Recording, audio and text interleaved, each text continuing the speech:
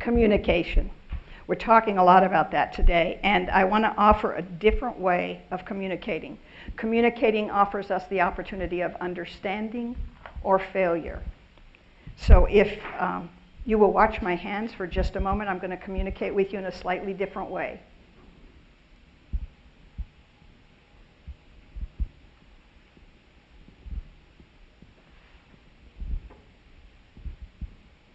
I asked a question, is anyone able to answer it? If you did not understand, I used American Sign Language to fingerspell, "Can you read me?" If you didn't understand that, it in no way suggests that you lack education or intelligence. It's a skill I had the opportunity and motivation to learn. Well, reading also is a skill, but not everybody has equal opportunity and motivation to learn to read. Therefore, the word literacy. But the word literacy doesn't always mean poor reading. It can literally mean not understanding communication. If you've ever read Stephen Covey's book, I think he tells you about that. It's like if you give me your glasses and I can't read the text in front of me, telling me to read harder isn't going to get me to do it because I'm on your prescription, not on mine. So my mother told me to try harder, and I don't know if I really tried harder, but it didn't produce anything better. Consequently, my mother's flawed thinking with good intentions wanted me to perform better, so she made it very clear. In comparison to my brother and sister, "Toni, you're stupid." Excuse me. If I'm stupid, I have no more responsibility in the educational process. Get out of my face, leave me alone, I'm going to recess. If I'm stupid, I have no hope, no future, no value, no purpose. If I'm stupid, I am on a first-name basis with failure. It's around every corner, waiting to grab onto me to help me humiliate myself again because of what I don't know. If I'm stupid, I am dying in silent shame, because where can you go to get help for that? So I read well enough to graduate from high school, but not get a real education. I read well enough to read several Dr. Seuss books to my children, but not read a book on how to nurture a child.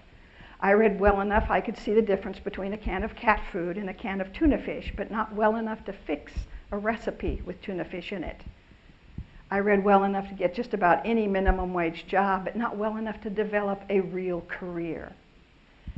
And I read well enough to sign my name on legal papers with consequences far beyond anything I could have anticipated. I suspect a few of you in this room have gone and needed a prescription from time to time, and do you know how well they're communicating with us? Have you read your prescription insert lately? Does anyone want to read this one?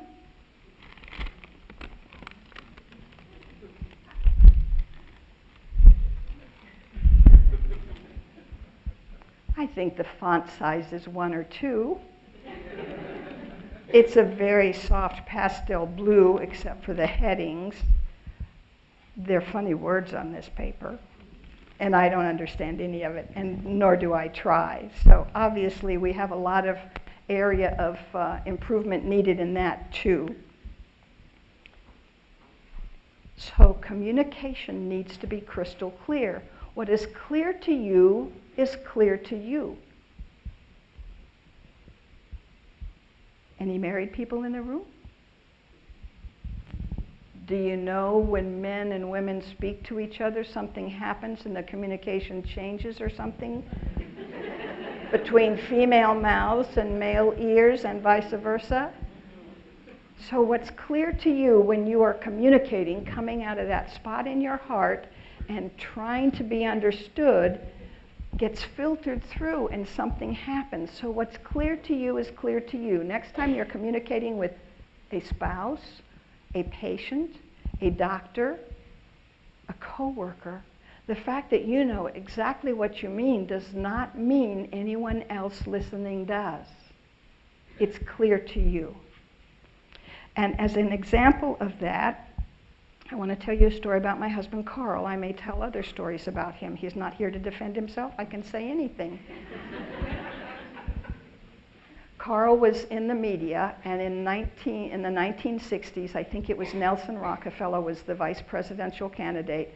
on the ticket. I don't care whether it was a Republican or a Democrat, but Carl and his cameraman, Bill Moore, were assigned to go to the route where they would be passing through San Francisco. So Carl and Bill drive the station wagon up to a parking place, and Carl and Bill simultaneously open their doors, and Carl shouts at Bill, "Get the shotgun, get him on top of the car and shoot him from here."